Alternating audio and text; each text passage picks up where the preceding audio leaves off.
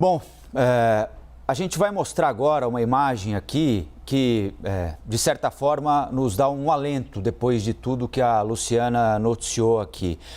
Lewis Hamilton, que a própria Luciana lembrou aqui na segunda-feira, não é, Lu? Ao longo do novo dia, nós estávamos juntos de novo aqui no plantão de feriado do dia 15, poucas horas depois de ele vencer o Grande Prêmio de São Paulo de Fórmula 1 de maneira heróica, né? Para muitos foi, se não uma das melhores corridas da história do Lewis Hamilton na Fórmula 1. Ele largou em 10º lugar. E conseguiu chegar em primeiro lugar, depois comemorou a vitória com o público em Interlagos, como Ayrton Senna fazia, né, empunhando uma bandeira do Brasil, andando ainda com o carro, empunhando uma bandeira do Brasil. Enfim, ele tem uma identificação enorme com o Brasil. Aliás, essa semana ele falou nisso, ele falou que tem uma identificação com o Brasil, para além do Ayrton Senna, porque ele sempre se viu como negro representado no Brasil, né? Ao ver imagens aqui do Brasil, da população brasileira, ele sempre se sentiu em sintonia com o país.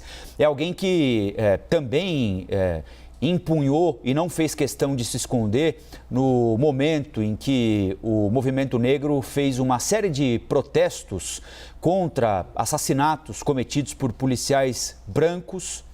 Homens negros eram as vítimas, aqueles protestos chamados de Black Lives Matter.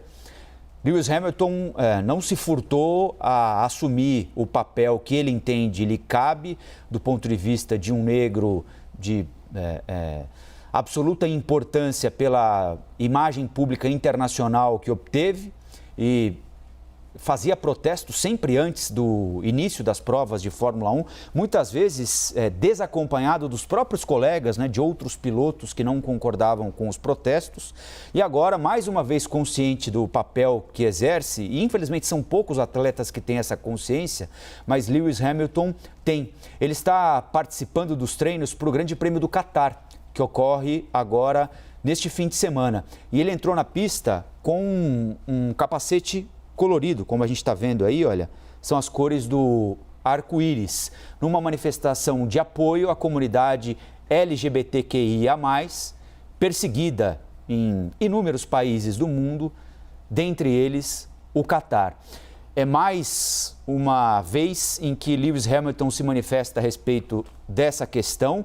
Indo para o Catar, ele disse que achava fundamental que entidades de direitos humanos internacionais acompanhassem mais de perto aquilo que acontece no Catar e na Arábia Saudita, para que fossem respeitadas minimamente regras de direitos humanos nesses dois países. E agora, o piloto mais vitorioso da história da Fórmula 1, ao lado de Michael Schumacher, alemão, assume uma posição pública de apoio a uma parcela da sociedade muito maltratada no mundo todo, especialmente em determinados países. Geralmente, os atletas, pilotos, jogadores de futebol se recusam a se envolver nesse tipo de assunto, especialmente quando estão num país, não é?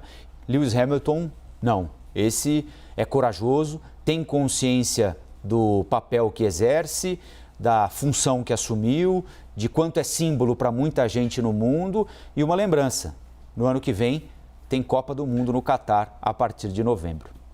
Interessante você comentar isso, Rafael Colombo, porque a gente sempre fala de intersecção de opressões, né? Então, é interessante, o Lewis Hamilton, um ativista antirracista, conhecido no mundo, se utiliza da visibilidade dele para dar também visibilidade a essa opressão que toma conta do mundo. Negros em todos os lugares do mundo sofrem com o racismo, um pouco menos na África, porque tem dirigentes negros lá, né? Os países são formados por negros, mas em outras partes do mundo onde os negros tiveram, onde a gente pode falar de diáspora negra, eles sofrem com o racismo, mas a gente tem outros tipos de opressão. E às vezes pessoas que sofrem, como você disse aí mesmo, as pessoas que são oprimidas no mundo, precisam se unir e entender que as opressões, elas se perpassam. Então, mulheres sofrem com machismo, mulheres negras sofrem com o machismo e com o racismo, mulheres trans sofrem com a opressão sexual, sofrem com o machismo, sofrem muitas vezes, se forem negras,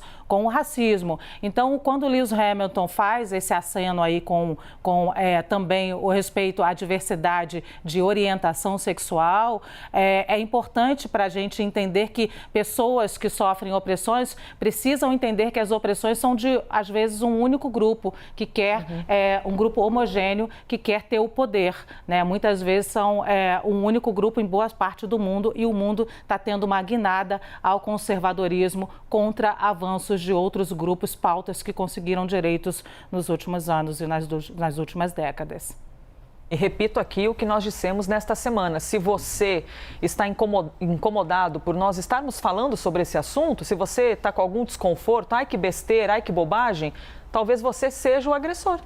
Talvez você seja o opressor, você que faz as brincadeiras inconvenientes, você que faz o outro se sentir inferiorizado, você que faz o outro se sentir errado por não fazer parte de um grupo que parece com o seu. Talvez você seja o opressor. Vamos pensar de maneira crítica nisso, para ver o quanto nós somos os agressores quando a gente tem esse tipo de sentimento de achar que esse é um assunto que não tem que ser falado.